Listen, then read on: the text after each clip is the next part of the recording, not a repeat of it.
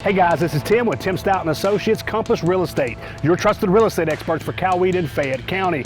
This is an episode of Tim Stout Presents, and we're going to learn more about the history of the Newnan Courthouse.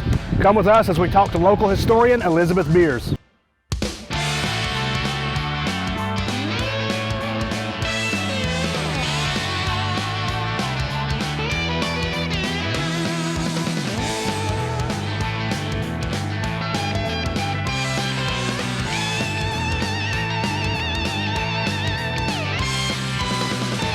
Hey guys, we're inside the local courthouse, the Newnan Square. We're here with local historian Elizabeth Beers, and she's going to share some of her knowledge and history with us. Miss Elizabeth, what do you have for us today? I'm going to tell you about my home in my county. Coweta County was formed after the Treaty of Indian Springs in 1827. Newnan was selected as the county seat. It's in the middle of the county. 1829, the first courthouse was built here. It was a two-story brick. It cost about $8,000. It served the community all throughout all the years in different degrees, even to the point in 1856 there were slave auctions on the steps here on the square.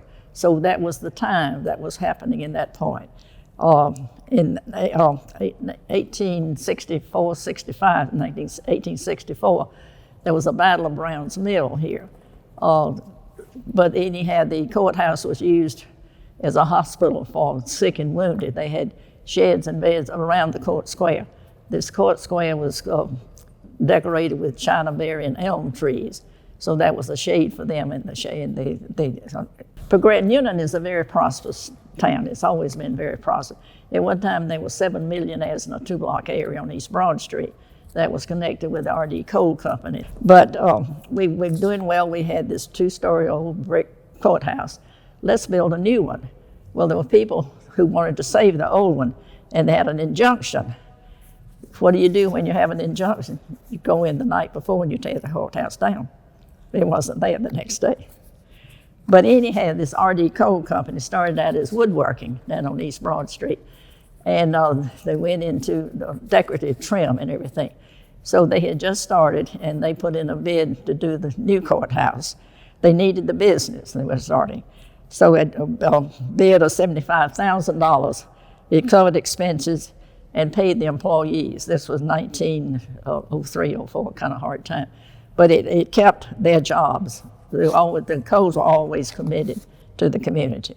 The columns are Indiana limestone brought in on a train. Now, how many people do you think were down at the train's depot watching that come in? It's only the finest in this material. The courthouse is classical revival. We have a clock. It has 4 sides. It was originally hand wound. You had to climb up the stairs to the very top to wind the clock. The cornerstone says it erected AD 1904, laid with Masonic ceremonies, Grand Master Max Meyerhart. In the cornerstone, there's a picture of the old courthouse. There's a contract to build, coins, paper money, 1904 newspaper, and a Confederate belt buckle. The courthouse and the court square has served citizens of the county. We who grew up in the county, we would come to town on Saturday or to shop, but one person would go one place and another shop. But this was the meeting place. At 2 o'clock, we all knew to come back, we'd be here. The courthouse had survived through the years, but it became old and we needed to refresh it, and that's when they thought we need to do something. But in the 1980s, I think we spent $7 million redoing the courtroom. We have portraits of the 2 governors, William Yates Atkinson and Ellis Gibbs Arnold. We also have the horseshoe-shaped table here. And the most famous trial we had here was John Wallace, who was a wealthy landowner in Meriwether County. He had tenant farmers, and one Wilson Turner and his wife were there. And she was sick and needed money for a doctor. They didn't have any money, so Wilson stole one of John Wallace's cows and sold it. Well, that didn't go with John Wallace, so he found it out. And he went to find Turner and get him, but Turner knew he was coming, so he got in his car and raced north. The whole point of the story is murder in Coweta County. See, John Wallace was he never would have been touched if he had caught him just not over the county line down at Moreland. So anyhow, he was tried. Everybody came to the trial. That was the event of the day.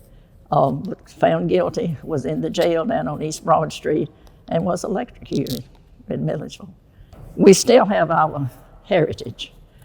We are the Confederacy. We have a statue on the east side of the court square. Do you know why he's facing east? That's where the damn Yankees are coming in. You like that? I love that. You're awesome. I hope you guys learned as much as I did about the historic courthouse. It was exciting, it was educational, and I really appreciate Miss Elizabeth sharing with us, and I really appreciate it, and I know everybody at home did. Thank you.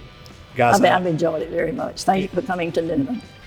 And you did a great job. And guys, I hope you appreciated it, and be on the lookout for more Tim Stout Presents.